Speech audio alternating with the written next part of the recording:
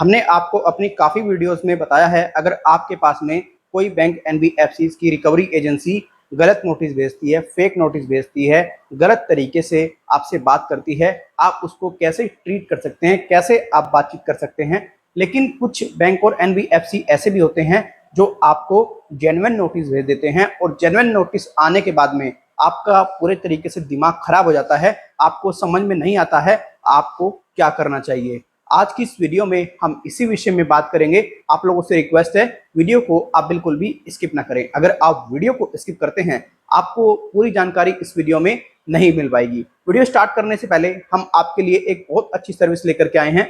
हमारी एक paid service है जिसमें हम आपको कॉल करके आपकी जो समस्या है उसको पूरे तरीके से सोल्व कर देते हैं। आपसे बात करके आपकी प्रॉब्लम को शॉर्ट आउट कराने में पूरी सहायता करते हैं। इसके लिए आपको हमारी पेड सर्विस लेनी होगी और उस पेड सर्विस को लेने के लिए आपको हमें एक चार्ज भी पे करना होगा। उस सर्विस को लेने के लिए आपको क्या करना होगा, उसके लिए आपको सबसे पहले हमें ईमेल करना होगा, अपना नाम, अपना मोबाइल नंबर और जो आपका करंट इशू है उसमें आपको बताना होगा कि आपको जो हमारी टेलीफोनिक सर्विस चाहिए और आप पूरी तरह से अपॉइंटमेंट फिक्स कराना चाहते हैं। उसके बाद में आपका एक अपॉइंटमेंट आपके इशू को देखते हुए फिक्स कर दिया जाएगा और आपको अपॉइंटमेंट का चार्ज भी बता दिया जाएगा। फिर जैसे ही आप चार्जेस वगैरह दे देते हैं, आपका अपॉइंटमेंट जब पूरे तरीके से हो जाएगा, उसके बाद में कॉल करके आपकी प्रॉब्लम को हम शॉर्ट आउट कर देंगे। अगर आप ईमेल करने में असमर्थ हैं तो आप हमारी व्हाट्सएप सुविधा का भी लाभ उठा सकते हैं। हमने आपके लिए अपना व्हाट्सएप नंबर भी जारी किया है।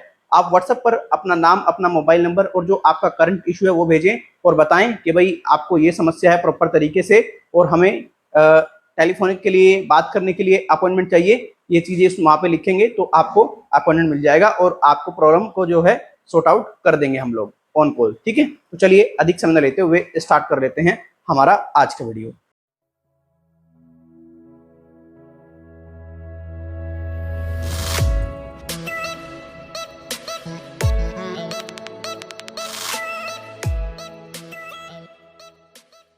माय डियर फ्रेंड्स, आप में से कई ऐसे व्यक्ति हैं जिन्होंने किसी बैंक ना एनबीएफसी से किसी न किसी प्रकार का कोई ना कोई लोन लिया है। आप पिछले 1 साल से वापस नहीं कर पाए हैं, आप पिछले 2 साल से वापस नहीं कर पाए हैं, आप पिछले 6 महीने से वापस नहीं कर पाए हैं। आपको काफी ज्यादा रिकवरी एजेंटों ने कॉल करके परेशान किया, आपको मेंटली डिस्टर्ब किया, आपको काफी ऐसे नोटिस भेजे गए जिसमें कि पूरे तरीके से वो नोटिस फेक पाए गए, फर्जी पाए गए, काफी धमकियां भी मिली। अब बैंक क्या कर रहा है, आपसे जेन्युइन तरीके से बात कर रहा है, लीगल तरीके से बात कर रहा है। आपके पास में नोटिस आ रहे हैं, कुछ लोग कहते हैं कि आपको नोटिस को इग्नोर कर देना चाहिए, उन पर ध्यान नहीं देना चाहिए। अगर आपका अनसिक्योर लोन है तो कोई दिक्कत परेशानी वाली बात नहीं है। लेकिन कुछ व्यक्ति ऐसे होते हैं और होने भी चाहिए जिनको प्रॉपर तरीके से सॉल्यूशन चाहिए, जो एकदम लीगली रूप से सिक्योर होना चाहते हैं। देखिए, अगर बैंक आपके पास में कोई जेन्युइन नोटिस भेजता है, कोई एकदम रेगुलर ऐसा नोटिस भेजता है कि हाँ भाई वो जेन्युइन है, वाकई में वो आपसे बात करना चाह रहा है, तो देखिए आपको उस नोटिस का जवाब देना चाहिए। और उस नोटिस का जवाब आपको कैसे देना चाहिए, उस नोटिस का जवाब आपको बाय एडवोकेट देना चाहिए। अगर आप खुद नोटिस का जवाब देने का प्रयास करेंगे तो आपको काफी ज्यादा दिक्कत परेशानी आएगी, इसीलिए आपको एडवोकेट की सहायता लेनी चाहिए, राइट। वैसे अगर आप बैंक और एनबीएफसी से 1 साल से पेमेंट मतलब अपना रिलेशन खराब कर चुके हैं, पेमेंट नहीं कर पा रहे हैं, तो पहले तो आपको एक बात समझनी पड़ेगी। देखिए, मैक्सिमम जो लोग हैं पेमेंट नहीं कर पाते हैं वो अनसिक्योर लोन में होता है। ऐसा जैसे किसी ने क्रेडिट कार्ड लिया, किसी ने ईएमआई पर कोई प्रोडक्ट ले लिया, किसी ने या फिर पर्सनल लोन ले लिया, उसको पे नहीं कर पा रहे हैं, उनके साथ में ऐसा इशू क्रिएट होता है। तो वो व्यक्ति क्या कर सकते हैं, वो व्यक्ति बैंकों से समय मांग सकते हैं, उनको अपनी प्रॉब्लम बता सकते हैं। आप इसके लिए बैंक के नोडल ऑफिसर को भी संपर्क कर सकते हैं, जो ब्रांच है उसको प्रॉपर तरीके से बता सकते हैं।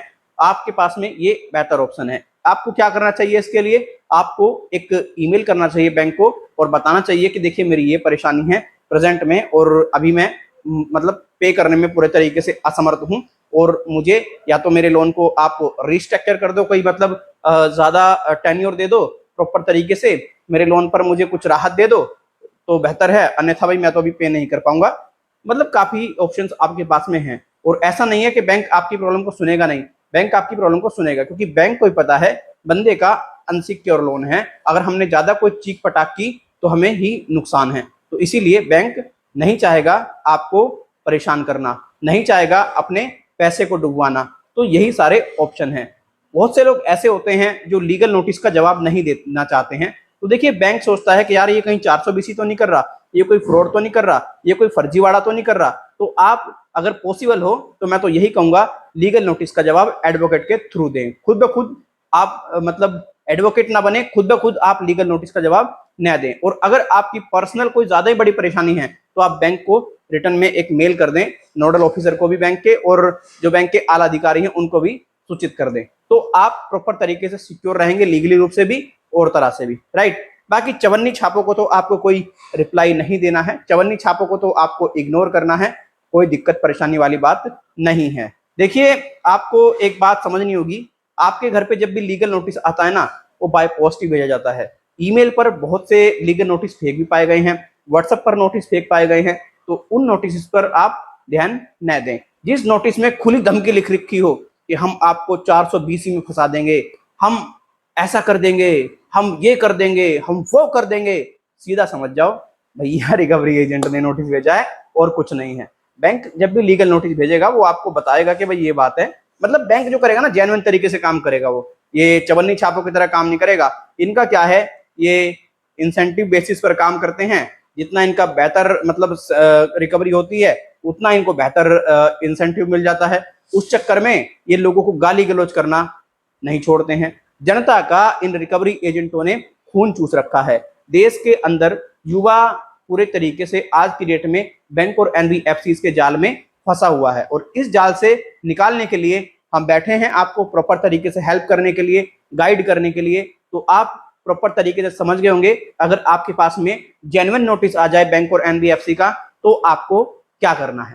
फिर मिलेंगे किसी और वीडियो में। अपना ख्याल रखें, अपने परिवार का ख्याल रखें, और किसी भी नोटिस को देख करके घबराएं ना, क्योंकि ये नोटिस आपसे बात करने के लिए होते हैं। ऐसा नहीं कि डायरेक्ट आपको जेल पहुंचा देंगे, डायरेक्ट आपको सजा हो जाएगी, डायरेक्ट ये हो जाएगा, कुछ नहीं होता है। ठीक है, बाय बाय, टेक केयर, जय हिंद, वंदे मातरम।